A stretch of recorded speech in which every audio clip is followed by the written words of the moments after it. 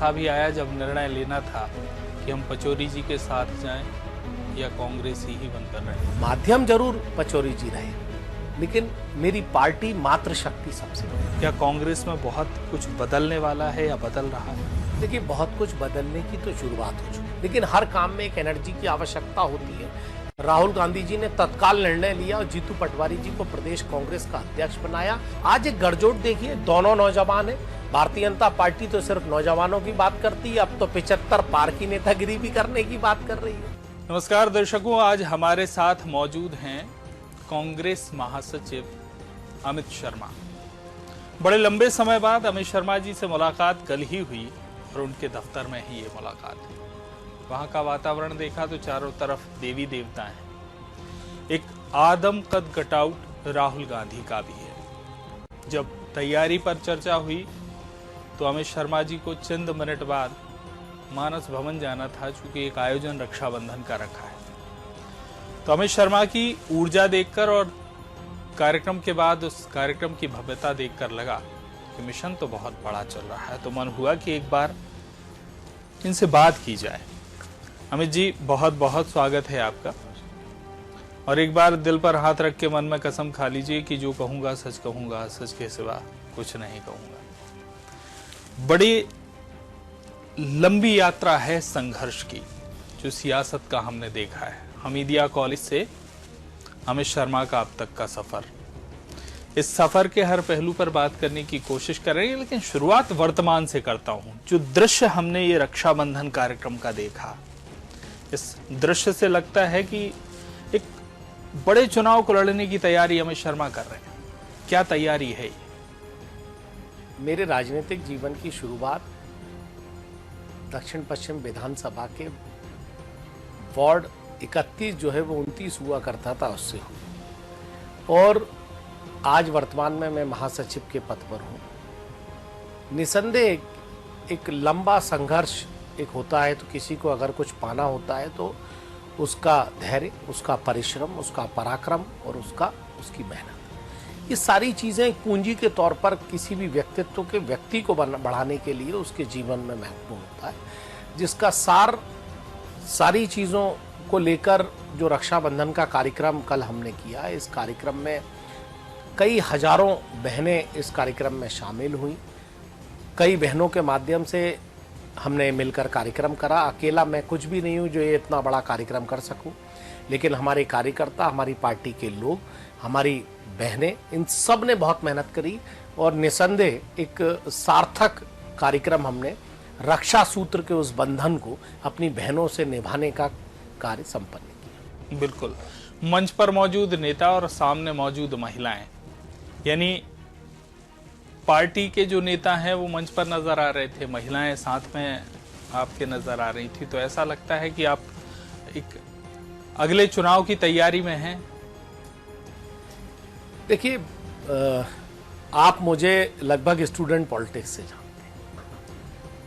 Ward अध्यक्ष बनने का मौका मिला, कॉलेज का प्रेसिडेंट बनने का मौका मिला, NSUI अध्यक्ष रहने का मौका मिला, यूथ कांग्रेस अध्यक्ष लड़कर जीतने का मौका मिला, 4 बार पार्षद लड़ने का मौका मिला, हारने का भी मजा चखा और जीतने का भी मजा चखा। आज इस 25 साल की यात्रा के बाद मुझे अपने कार्यकर्ताओं की मेहनत पर, अपने धैर्य और पराक्रम पर और मेरी विधानसभा की महिलाओं, नौजवान, चूंकि मैं कर्मचारी वर्ग परिवार से आता हूं, तो खासकर उन कर्मचारी परिवार का जो प्यार और स्नेह मिला, उसने मुझे ताकत दी कि मैंने 2018 में भी टिकट मांगी, किन्हीं कारणों से नहीं मिली, 23 में भी नहीं मिल पाई।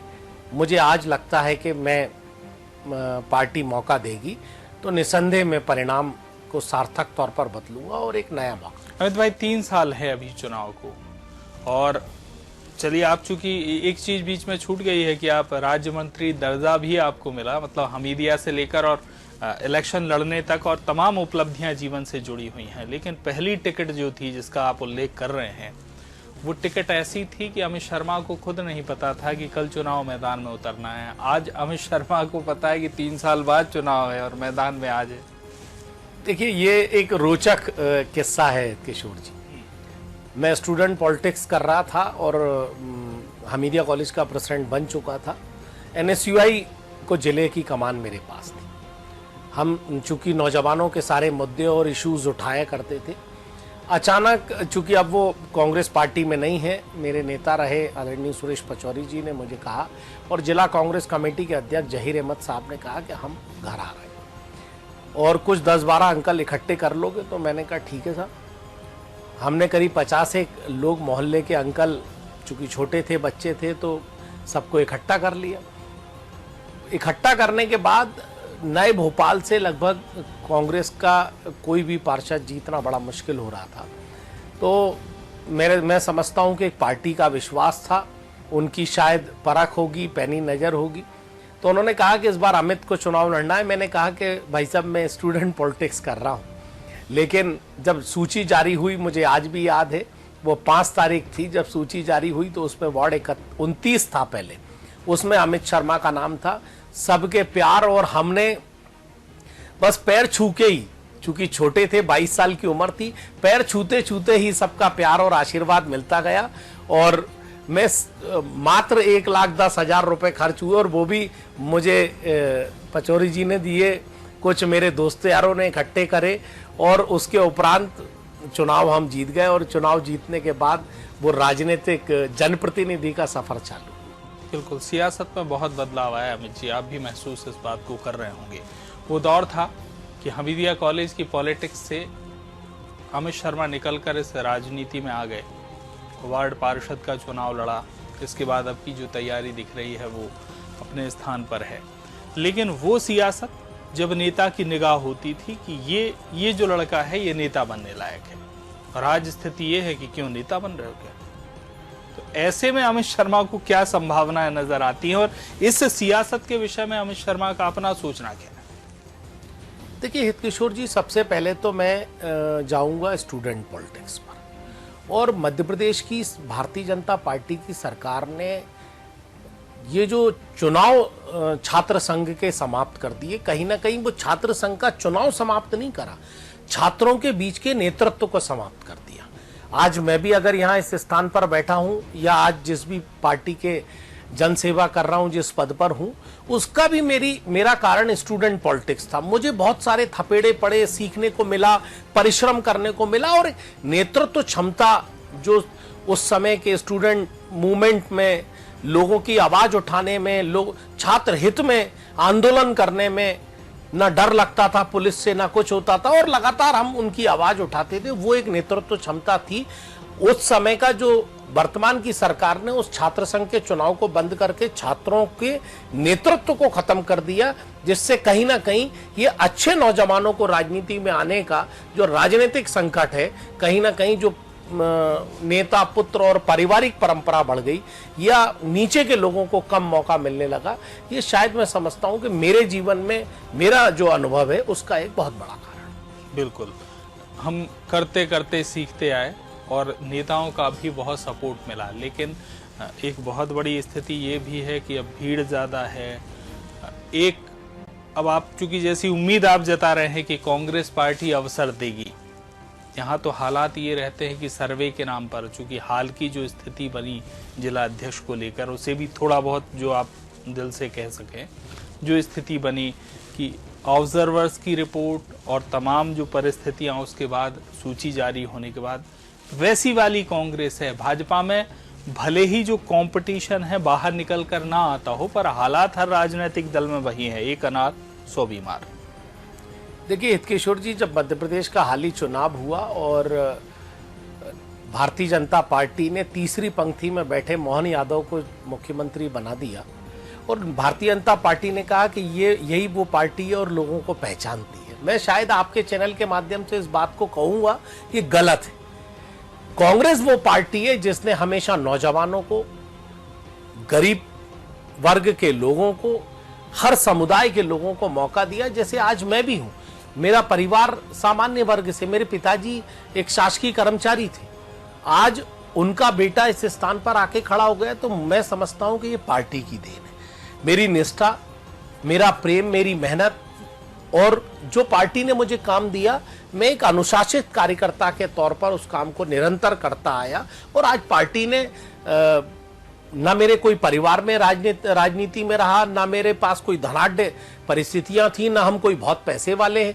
लेकिन उसके बाद पार्टी ने पार्षद का टिकट भी दिया, कई जगह का प्रभारी भी बनाया, महासचिव भी बनाया, कई चुनाव लड़ने के मौके दिए और मध्य प्रदेश में सबसे कम उम्र में राजनीति में मध्य प्रदेश युवा आयोग का सदस्य बनाया। और शायद वो कमलनाथ जी ने उस समय इसलिए चुना कि जब 2018 का चुनाव था, पीसी शर्मा जी चुनाव लड़े और जीते हमारे नेता, तो मेरा भी उस नाम था। पूरी विधानसभा हमने पैदल घूमी थी, एक एक घर मतदाता को छुआ था और उसका कारण कि मेरी टिकट कटी। लेकिन हम पूरी ईमानदारी से एक अनुशासित कार्यकर्ता होने के नाते, जो पार्टी की रीढ़ की हड्डी होती है, उस सेवा भाव में मैं निरंतर लगा रहा और हमने 18 के भी परिणाम दिए और लगातार अपने हित को ना सार्थक करते हुए पार्टी के हित को सर्वोपरि रखा और निरंतर काम करते गए। मुझे ऐसा विश्वास है कि आने वाले समय में, चूंकि मैं तो एक निष्ठावान पार्टी का कार्यकर्ता हूं, था और रहूंगा, आगे जो भी जिम्मेदारी देगी, अगर पार्टी मुझे ऐसा महसूस करती है कि मुझे चुनाव लड़ना चाहिए, तो निसंदेह मैं उसके परिणाम को सार्थक तौर पर करने का प्रयास करूं। बिल्कुल, आपने कांग्रेस के प्रति निष्ठा जताई, कांग्रेस ने भी समय समय पर आपको अवसर दिया।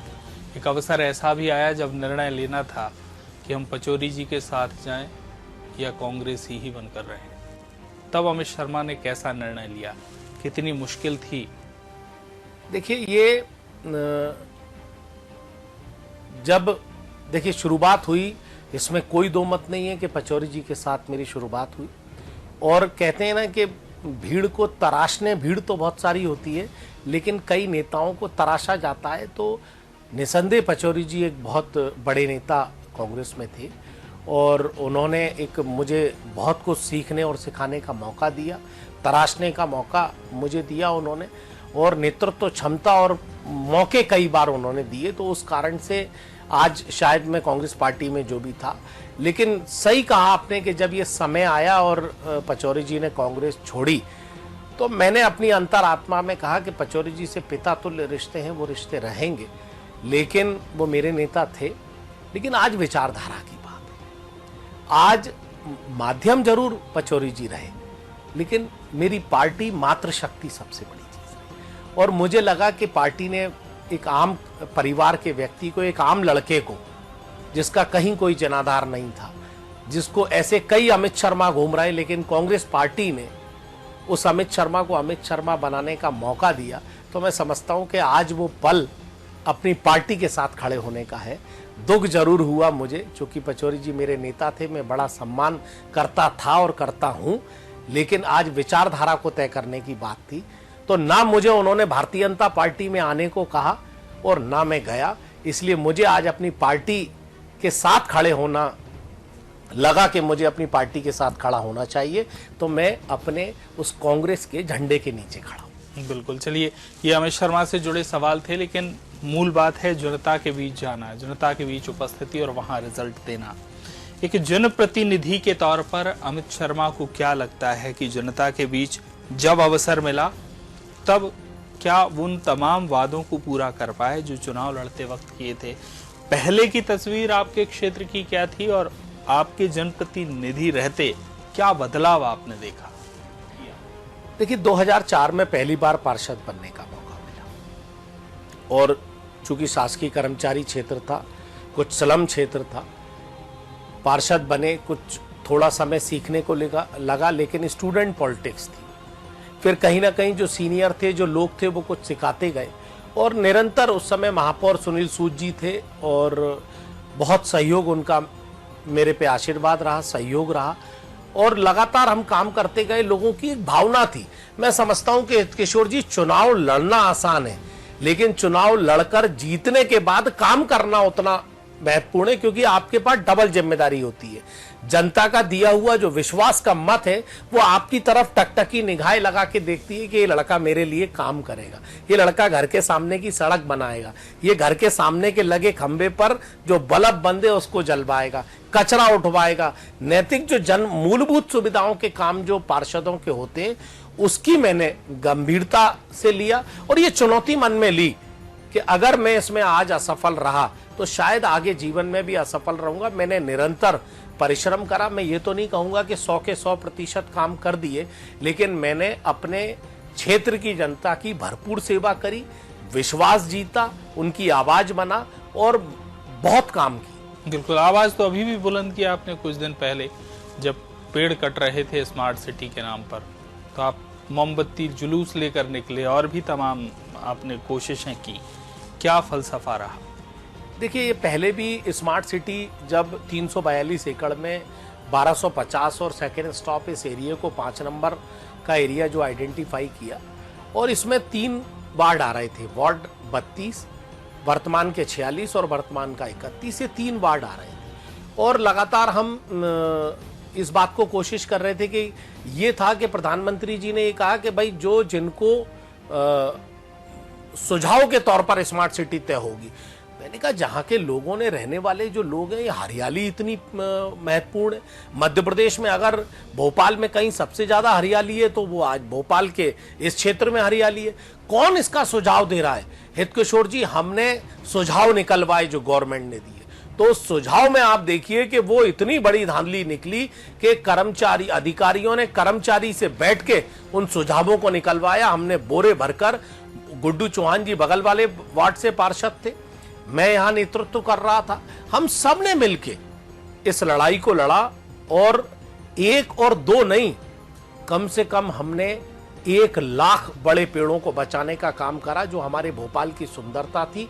कर्मचारियों के मकान टूटने से बचाने का काम करा, और जहां तोड़ दिए गए आज वह हालात देख लीजिए, बंजर भूमि है और सिर्फ भ्रष्टाचार की बलि चढ़ गई स्मार्ट सिटी, और अंतोगत्वा उस स्मार्ट सिटी को प्रधानमंत्री जी को बंद करना पड़ा। बिल्कुल, हम चूंकि बातचीत में वहां भी पहुंच गए हैं जहां से आपको चुनाव लड़ना है। क्या ऐसी स्थिति आपको दक्षिण पश्चिम की लगती है जिसमें बेहद बदलाव की जरूरत है? चूंकि लगातार भारतीय जनता पार्टी वहां काबिज है, ऐसे में क्या लगता है अमित शर्मा को कि दक्षिण पश्चिम को बहुत विकसित करने के लिए क्या कदम उठाए जाने चाहिए? देखिए, मैं समझता हूं कि मध्य प्रदेश की सारी विधानसभाओं, अगर हम दक्षिण पश्चिम को अलग करें तो यहां बहुत काम करने की आवश्यकता है। इस विधानसभा में उसी भाव से सेवा करने की आवश्यकता है, क्योंकि सबसे ज्यादा स्लम और झुग्गी बस्ती इसी में है। वो बेचारे अपने सामने रखे हुए कचरे नहीं उठ पाता, कैसे लोग उस परिवार में रह रहे हैं, पानी घरों में भर जाता है, गंदगी का अंबार मचा हुआ है। और मतलब मुझे चिंता और शर्म भी आती है कि लगातार भारतीय जनता पार्टी के महापौर बनते गए। उमाशंकर जी गुप्ता इसी दक्षिण ने विधायक भी बनाया, मंत्री भी बनाया। आज भी वही विधानसभा का सिर्फ लोगों के घर जाना, भजन पूजन करना और भजन मंडलियों का स्वागत करना, काम कुछ करना नहीं। यही उन्होंने 3-4 टर्म उन्होंने गृह मंत्री बने, टेक्निकल मिनिस्टर बने, 3 बार मंत्री बने उमाशंकर गुप्ता जी, लेकिन दक्षिण विधानसभा वहीं के वहीं रही। जब 98 में जब पीसी शर्मा जी जब बड़ी दक्षिण पश्चिम हुआ करती थी, तो इसमें कहने में कोई दो मत नहीं है। आज भी हम जब पुराने लोगों के बीच जाते हैं, पुराने कांग्रेसी या जनता के लोगों के बीच जाते, बताते हैं ये शेड पीसी शर्मा जी का बना हुआ। 2018 में जब हमारी पार्टी ने पीसी शर्मा जी को टिकट दिया और वो चुनाव जीते, तो आप देखिए गरीब बस्ती में जाने का काम पीसी शर्मा जी ने करा। हमने बहुत सारे काम, आज स्मार्ट रोड बनाने का श्रेय जरूर भारतीय जनता पार्टी ले रही है, लेकिन ये कमलनाथ जी की देन थी, और नहीं तो ये रोड अटक गई थी। आज हम सेकंड स्टॉप पे जवाहर चौक की रोड का बात करें, ये कमलनाथ जी की देन थी। ये कांग्रेस ने काम किए सार्थक। आज भारतीय जनता पार्टी ने इन्हीं कामों में से भ्रष्टाचार करने का काम किया। और मेरी जो दक्षिण पश्चिम विधानसभा है वो धनाढ्यों की विधानसभा नहीं है, या तो वहां कर्मचारी वर्ग है या तो वहां गरीब वर्ग है। इन सब के लिए ना उमाशंकर जी कुछ कर पाए और ना वर्तमान के भगवान दास सबनानी जी बने। मैं समझता हूं कि शायद अभी तो उन्हें रोडें ही समझने में बड़ा समय लगेगा, विकास की तो खैर एक लंबी कहानी। बिल्कुल, अमित शर्मा जी ने चौड़ी सड़कें भी गिना दी और स्लम एरियाज यानी गली कूचों में भी आपको घुमा दिया, तो आप समझ सकते हैं तैयारी कैसी होगी।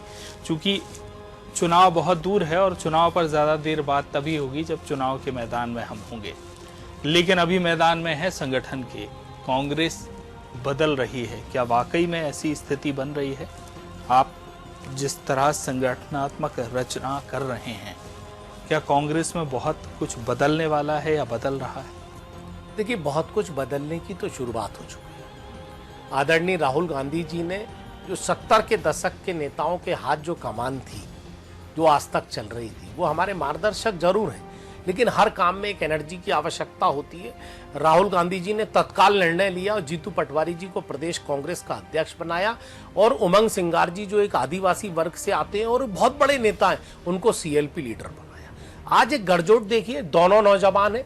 भारतीय जनता पार्टी तो सिर्फ नौजवानों की बात करती है, अब तो 75 पार की नेतागिरी भी करने की बात कर रही है। यही भारतीय जनता पार्टी कहती थी कि नौजवानों की चिंता कौन करेगा। आज जो बेचारे हेमंत खंडेलवाल जी हैं, वो भी 60-65 के ऊपर के उम्र के हैं, उन्हें प्रदेश अध्यक्ष बनाना पड़ा। तो ये आप व्यवस्था देखिए, एक तरफ कांग्रेस पार्टी ने नौजवान नेता प्रतिपक्ष और मध्य प्रदेश कांग्रेस का अध्यक्ष बनाने का काम किया है। इसी से शुरुआत हो गई है, और कांग्रेस में संगठन सृजन जो आम नीचे पंक्ति के कार्यकर्ता से पूछा गया, बातचीत करी गई, और मैं समझता हूं कि एक बड़ा संगठन सृजन हरीश चौधरी जी जो हमारे प्रभारी हैं और जीतू पटवारी जी, उमंग सिंगार जी के नेतृत्व में सार्थक परिणाम आएंगे, और निरंतर ये संगठन मध्य प्रदेश में सरकार के उस रास्ते पर ले जाके खड़ा करेगा। संगठन में बदलाव की बात आप कर रहे हैं, जैसा कि मेरी जानकारी में है, एक पायलट प्रोजेक्ट विदिशा का भी आपने किया। आप स्वयं उज्जैन यानी मुख्यमंत्री के जिले के प्रभारी आप हैं। किस तरह की संरचना आप कर रहे हैं? क्या वाकई में कांग्रेस में वो जो कार्यकर्ता घर बैठ गया था उसे सड़क पर लाने की तैयारी है? वो नेता जो बहुत पहले सक्रिय था, निराश हो चुका था, उसके अंदर आशा उम्मीद जगाने की कोशिश अब अमित शर्मा और पूरी टीम जीतू पटवारी की कर रही है?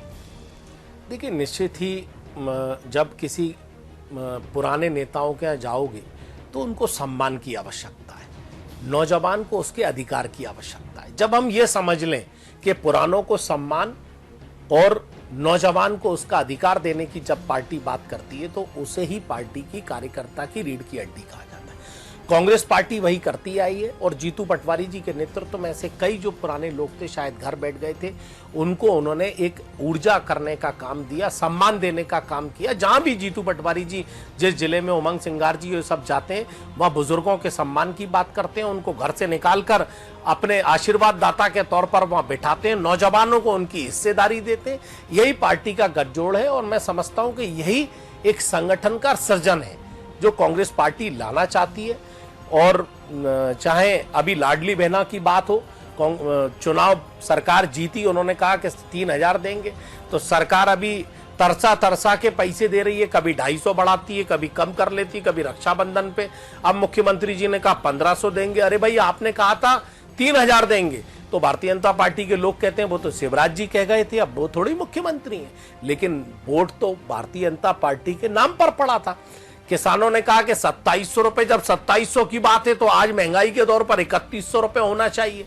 आज जब 3100 देंगे, जब 3500 भाव हो जाएगा, तो किसान लगातार मध्य प्रदेश में वोट तो इन्होंने लिया किसान का, नौजवानों की शिक्षा के नाम पर, तो नौकरी के नाम पर, रोजगार के नाम पर वोट लिया, लेकिन वो अपने आप को, चाहे महिला हो, किसान हो, नौजवान हो, अपने आप को ठगा सा महसूस कर रहे हैं। और मध्य प्रदेश में देख ही रहे हैं आप किस तरीके से ड्रग्स खुल रही है, किस तरीके से अत्याचार मध्य प्रदेश में बढ़ रहे हैं। ये विषय बेहद संवेदनशील है और इस पर बात करना बेहद जरूरी है। ये जिस मुद्दे पर हम चर्चा कर रहे हैं, नशे की सौदागरी, और इसमें फिर राजनैतिक संरक्षण के तमाम आरोप, इन परिस्थितियों से आखिर हम निकलेंगे कैसे? चूंकि ये विषय ना भारतीय जनता पार्टी का है और ना कांग्रेस का है, सवाल युवा का है। वो कहीं ना कहीं इन नशे के सौदागरों के चंगुल में हैं, और ऐसे में नहीं लगता कि इस विषय पर सियासत की जगह एक्शन की जरूरत है? हर नेता खड़ा हो जाए कि नहीं ये तो बहुत गलत है और ऐसा होना नहीं चाहिए। आरोप लग जाते हैं, और कई बार ऐसा लगने भी लगता है हाँ, आरोप में कोई तो सत्यता है। क्या ये संरक्षण इन नशे के सौदागरों को, और परिस्थिति वो कि नहीं, इससे तो निपटने की बेहद जरूरत है, यहाँ तो एकजुट हो जाना चाहिए।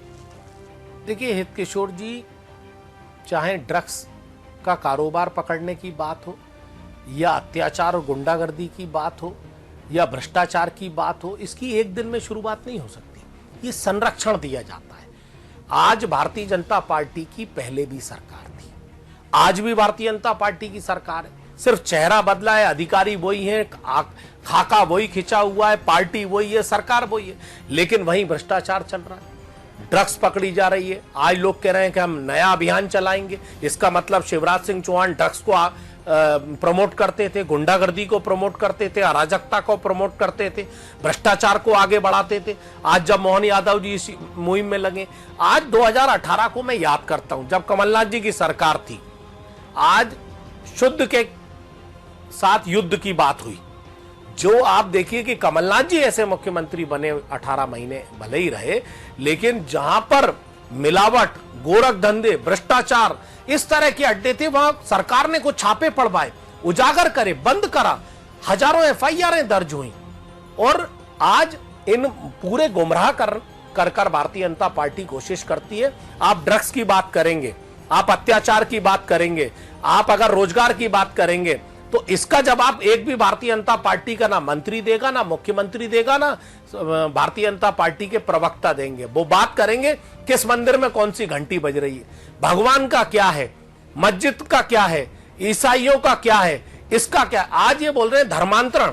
भारतीय जनता पार्टी में 20 साल से सरकार है, धर्मांतरण किसके राज्य में बढ़ा, कौन अधिकारी थे, कौन मंत्री थे, किसके खिलाफ कार्रवाई हुई। ये दूसरों की तरफ उंगली उठाने का काम, जो मंदिर हिंदू मुस्लिम के नाम पर, मस्जिद मंदिर के नाम पर जो नए नौजवानों को पढ़े लिखे और जनता को गुमराह करने का काम कर वोट लेने का काम कर रहे हैं, इसको मेरे मध्य प्रदेश के नौजवानों को समझना पड़ेगा, जनता को समझना पड़ेगा कि अगर मुद्दे की बात जो कर रहा है उसके साथ खड़े हुई। मुद्दे बहुत सारे हैं जिन पर अमित शर्मा जी से समय समय पर हम बात करेंगे। हमने अभी प्रयास किया कि थोड़ी थोड़ी बात हर विषय पर हो जाए, चूंकि समय सीमा है और उसके अंदर ही हमें बात करनी है, लेकिन अवसर बहुत सारे होने हैं। चूंकि अमित शर्मा जी जिस तैयारी में हैं, ऐसे में तो हम स्टूडियो में बैठकर भी बात करेंगे और जब गली गली घूमने का अवसर मिलेगा तो वहां भी पूछेंगे कि जनता क्या कुछ उनसे कह रही है और कैसे बदलाव आने वाला है। अमित जी, बहुत बहुत धन्यवाद आपका बातचीत के लिए। तो अमित शर्मा कांग्रेस के बदलाव की बात भी कर रहे हैं और मौजूदा सरकार की व्यवस्थाओं पर सवाल भी उठा रहे हैं। आस्था अडिग है, वो भी उन्होंने जता दिया है कांग्रेस के प्रति भी और उनके प्रति भी, जो उन्हें सियासत में लेकर आए। विशेष में इतना ही।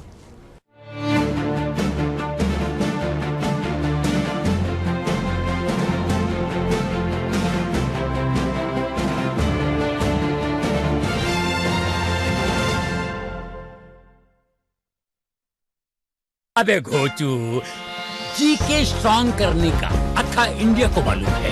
पेट सफा हर रोग दफा, एक ही जगह।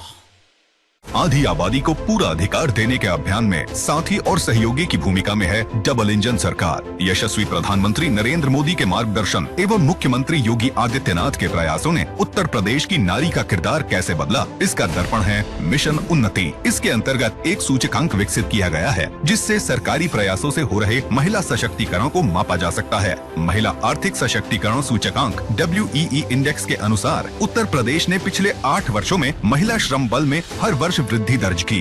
2017 के बाद हुए इस बदलाव का आधार बनी चुस्त दुरुस्त कानून व्यवस्था एवं मिशन शक्ति का विजन, जिसने महिलाओं को सुरक्षित बनाया, स्वावलंबन का मार्ग भी प्रशस्त किया। व्यवसाय, तकनीक एवं अन्य क्षेत्रों में महिलाओं के कौशल विकास और प्रशिक्षण से सरकारी नौकरियों में महिलाओं की संख्या में लगातार वृद्धि हुई। विभिन्न सरकारी योजनाओं और कार्यक्रमों ने स्वयं सहायता समूहों, आसान ऋण एवं उद्यमिता को प्रोत्साहन देकर आत्मनिर्भरता के नए द्वार खोले। काम दमदार, डबल इंजन सरकार। अब भी मजा आएगा ना वीडियो।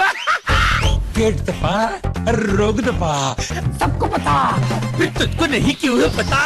अरे पेट सफा हर रोग दफा, एक ही जगह।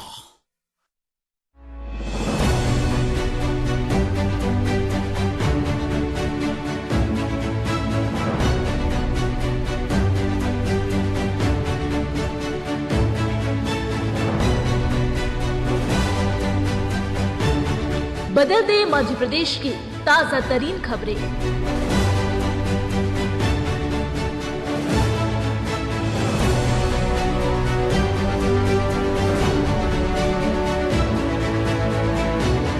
सबकी बात सटीक बात। साधना न्यूज मध्य प्रदेश। संपर्क editor in chief Suresh Patel 7771955113 और 9131653004। हर रोज हो जाता हूँ लेट,